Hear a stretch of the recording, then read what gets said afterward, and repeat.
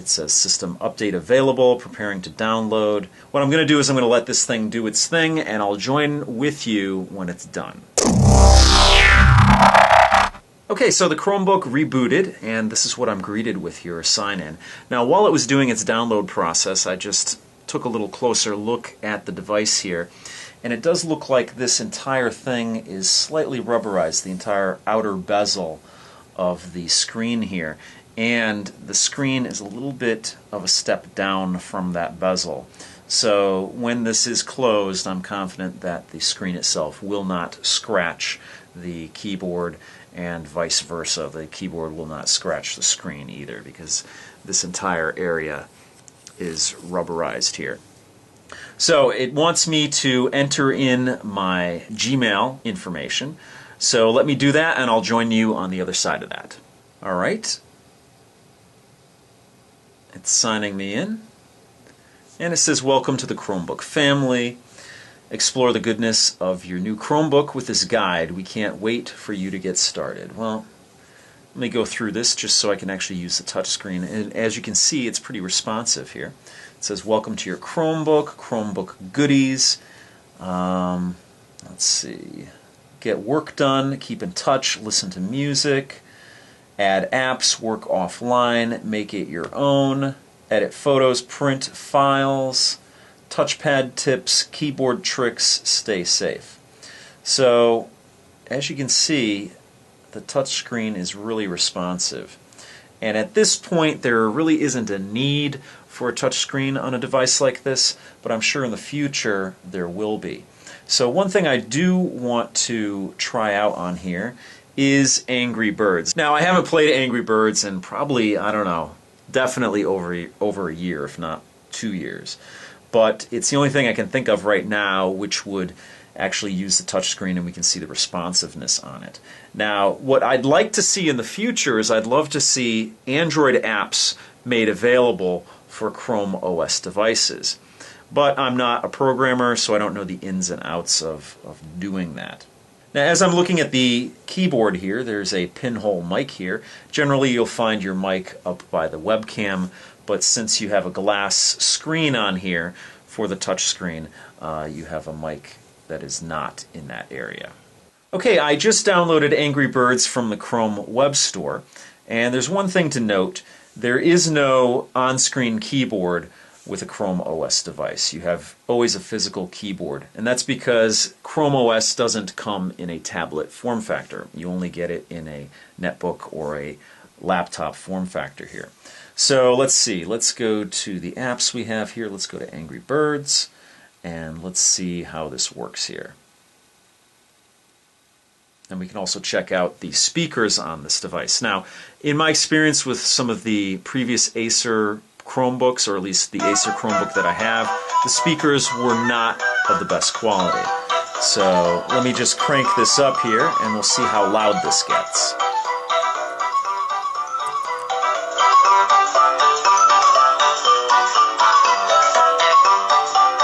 You get a decent loudness on there. I'm going to put it on mute because I'm sure we've all heard that song before. But so far so good. The sound wasn't the fullest. It's a little bit tinny, but the volume is there, and that's really what's important. There's nothing worse than having a laptop that when you crank it up you actually cannot hear it. So I will do further tests on this, and I actually have a series of videos that I'm going to do, which is going to be a Chromebook showdown. And believe it or not, I have 5 Chromebooks, including this one, in my possession. So I'm going to pit them against each other, and we're going to come out with a winner. And also I'm going to go over what has, the best keyboard of the 5 that I have, what has the best volume, and all of that good stuff. So stay tuned for that. So let's hit play here. And again, everything seems very responsive on this. So let's see, I don't know, let's just use this one here. Okay, let's see how pinch to zoom works on it. I don't know if it's going to work with this, but we'll find something that I can pinch to zoom. Let's pull it back. Seems very responsive. Just like you would play it on a tablet or a phone. Now today, Dell actually announced a Chromebook of their own, the Dell Chromebook 11. And let's see if we can look that up. Okay, I just pressed on the URL field up here, and you have a couple of options here. I could actually cut, copy, or let's see what the more is here. Okay, so cut, copy, delete, all that good stuff. So you do have some options here just by using the touch interface where you don't have to use the keyboard. But if you do want to type, you're going to have to use your keyboard. So let's look up the Dell Chromebook.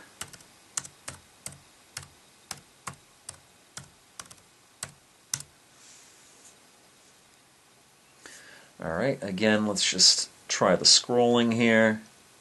Looks pretty decent. Very responsive. Let's go to the Dell website and let's pull up this picture here and let's see if we can do a pinch to zoom. Okay. We have to try and figure out what we can do a pinch to zoom on. It's certainly not these web pages here. Alright, let me see how I can actually interact with this picture here. Let me do a long press, and I have an option to save the image. Why don't I try and save the image? And then we'll try and manipulate it. Okay. Alright, still can't do that. Alright, I haven't figured out how to pinch to zoom on this device, even if it does support it. I don't even know if it supports it. But I will do a little bit more digging, and I'll report back to you in my next video on it. But so far, seems pretty decent. Screen quality looks good. Let's see what the viewing angles look like here. Pretty decent.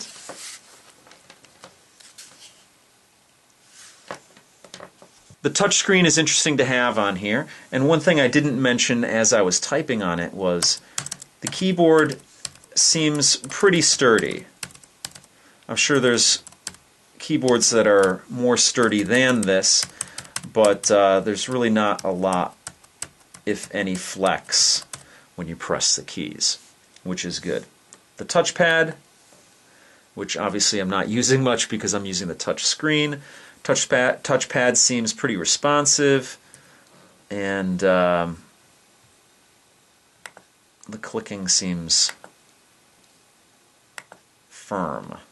And one thing that's interesting is the entire touchpad clicks, even up top here. Mostly on the bottom, but even when you press on the top, which kind of actually flexes this area of the laptop here. I don't know if you can see that. Now, one thing I just actually discovered on this is that the trackpad is set to the inverse. So they call it Australian style on here, but normally if you would scroll down on the trackpad, your page would scroll down. But it's inverse, just like you would find on a OS X device. You scroll up and you scroll the page up. So it's basically just keeping in line with what you would do when you use the touch screen. So if you scroll up, you move the page down. Same thing if you scroll up on the touchpad, and vice versa. If you don't like that, you can switch it back in the settings. So far so good. I like what I see, and I will report back to you on this device in a future video. So that's going to do it for this video. If you have any questions or comments, please post them down below. If you like what you see, please subscribe. And if you want to help out my channel, give me a thumbs up, favorite this video, or share this video. So thanks so much for watching, and I will see you guys next time.